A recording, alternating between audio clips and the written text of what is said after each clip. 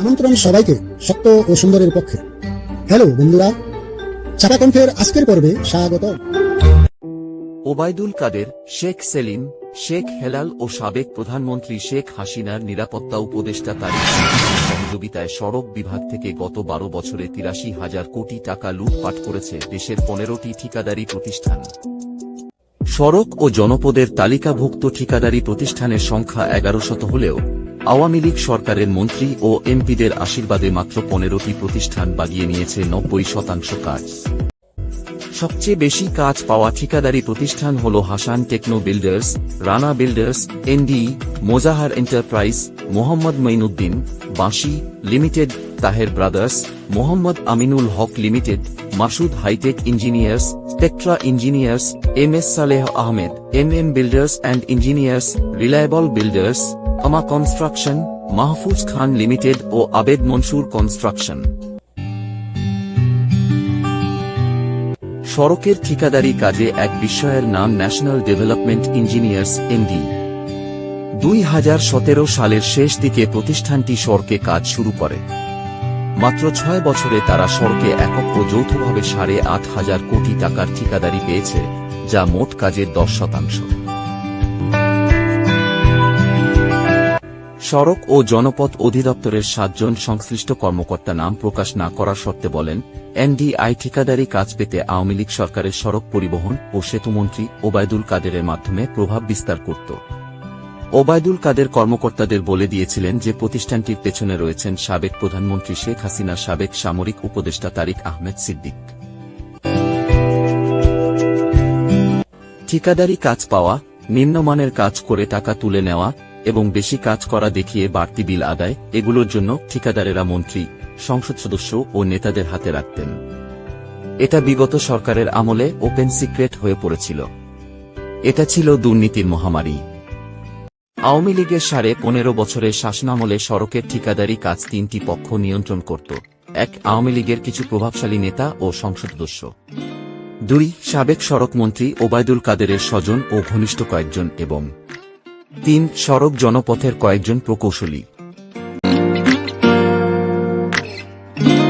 ২০১১ সালে ওবায়দুল কাদের সড়ক মন্ত্রী হওয়ার পর ধীরে ধীরে ফেনীর সাবেক সংসদ সদস্য নিজামুদ্দিন হাজারী, ওবায়দুল কাদেরের ভাই আব্দুল কাদের মির্জা, ওবায়দুল কাদেরের স্ত্রী ইশরাতুন্নেসা কাদের ও নোয়াখালীর সাবেক সংসদ সদস্য একরামুল করিম চৌধুরীর চক্র গড়ে ওঠে।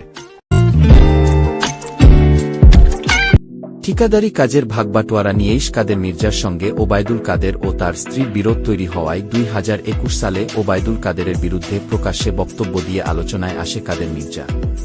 পরে অবশ্য দুই ভাইয়ের মধ্যে মনোমালিন্য দূর হয়।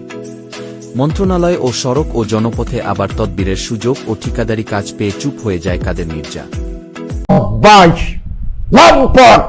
কাকে ভয় দেখাস? আমরা ওবায়দুল কাদেরও খাই না, পড়ি না, এসব ভয় আমাদেরকে দেয় না। ওবায়দুল কাদেরও দেয়ান করি। ও সূত্র বলছে, শেখ সেলিমের প্রভাবে সর্বশেষ গত নভেম্বরে গোপালগঞ্জে ১৩৭ কোটি এবং ঢাকায় গত বছরের অক্টোবরে ২৪২ কোটি টাকার কাজ পায় শফিকুল। ঢাকার কাজটিতে তার অংশীদার তার বাবা শামসুল আলমের প্রতিষ্ঠান ওরিয়েন্ট ট্রেডিং অ্যান্ড বিল্ডার্স। সড়কে গত ১২ বছরে সবচেয়ে বেশি টাকার কাজ পাওয়া ঠিকাদার হাসান টেকনো বিল্ডার্স, পেয়েছে ১১,১১৮ কোটি টাকার কাজ। দ্বিতীয়, রানা বিল্ডার্স পেয়েছে ১০,৯১১ কোটি টাকার কাজ। হাসান টেকনোর মালিক নাজমুল হাসান ও রানা বিল্ডার্সের মালিক মোহাম্মদ আলমের বাড়ি কুমিল্লায়। নাজমুল হাসান কুমিল্লা থেকে নির্বাচিত আওয়ামী লীগের সাবেক সংসদ সদস্য আকম বাহাউদ্দিন বাহারের ঘনিষ্ঠ হিসেবে পরিচিত। মোহাম্মদ আলমের ভাতিজা জুলফিকার হোসেন মাসুদ হাইটেকের মালিক।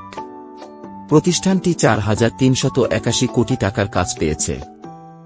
সবচেয়ে বেশি টাকার কাজ পাওয়া ঠিকাদারের মধ্যে এটি অষ্টম। জুলফিকারের সঙ্গে সাবেক প্রধানমন্ত্রী শেখ হাসিনার চাচাতো ভাই শেখ জুয়েল ও নারায়ণগঞ্জের আলোচিত সমালোচিত সাবেক সংসদ সদস্য শামীম ওসমানের সখ্যতা রয়েছে বলে সড়ক ও জনপথের কর্মকর্তারা জানিয়েছেন। এনডিই সড়কে মাত্র ৬ বছর কাজ করে এক যুগে সর্বোচ্চ কাজ পাওয়া প্রতিষ্ঠানের তালিকায় তৃতীয় অবস্থানে উঠে আসে। জাল ও ভুয়া নথি জমা দিয়ে ঠিকাদারি কাজ নেওয়ার তথ্য প্রমাণ পেয়ে গত 6 জুলাই 6 মাসের জন্য নিষিদ্ধ করা হয় এনডিইকে। তখন তারা উচ্চ আদালতে যায়। আদালত নিষিদ্ধ করার উপর স্থগিতাদেশ দেন। সাগর ইনফো বিল্ডার্স নামের একটি ঠিকাদারি প্রতিষ্ঠান সড়কে 39টি কাজ করেছে। সৌদ সূত্র বলছে, এটিও তারিক আহমেদ সিদ্দিকের আশীর্বাদ পুষ্ট। বেশি কাজ পাওয়া ব্যক্তিদের মধ্যে চতুর্থ মোজাহার এন্টারপ্রাইজের মালিক কাজী মোজাহারুল ইসলাম, বাগেরহাটের সাবেক সংসদ সদস্য ও শেখ হাসিনার চাচাতো ভাই শেখ হেলাল উদ্দিনের ঘনিষ্ঠ হিসেবে পরিচিত তিনি। মোজাহার এন্টারপ্রাইজ 6,531 কোটি টাকার কাজ করেছে। এর বড় অংশ খুলনা অঞ্চলে।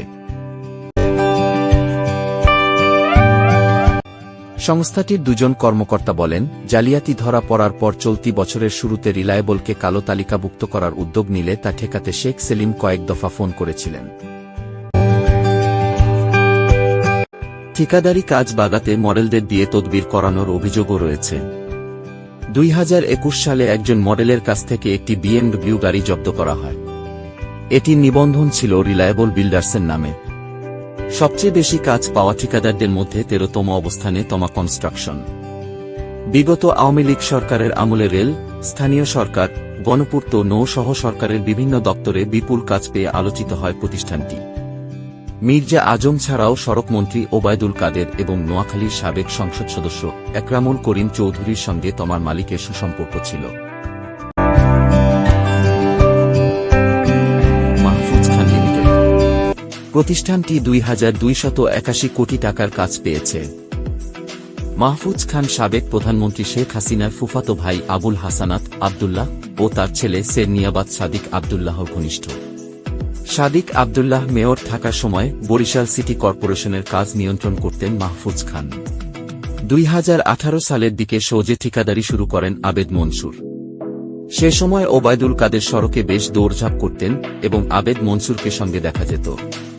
পরে আওয়ামী লীগের কেন্দ্রীয় কৃষি ও সমবায় বিষয়ক উপকমিটির সদস্য হন আবেদ।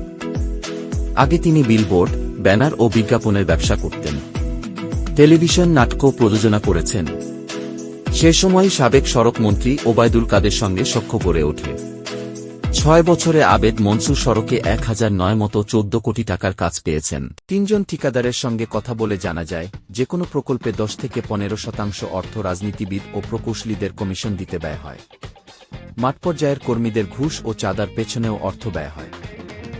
ভিডিওটি যদি ইনফরমেটিভ মনে হয় তাহলে আমাদের চ্যানেলটি সাবস্ক্রাইব করে রাখতে পারেন। চাপা কণ্ঠ, সত্য ও সুন্দরের পক্ষে।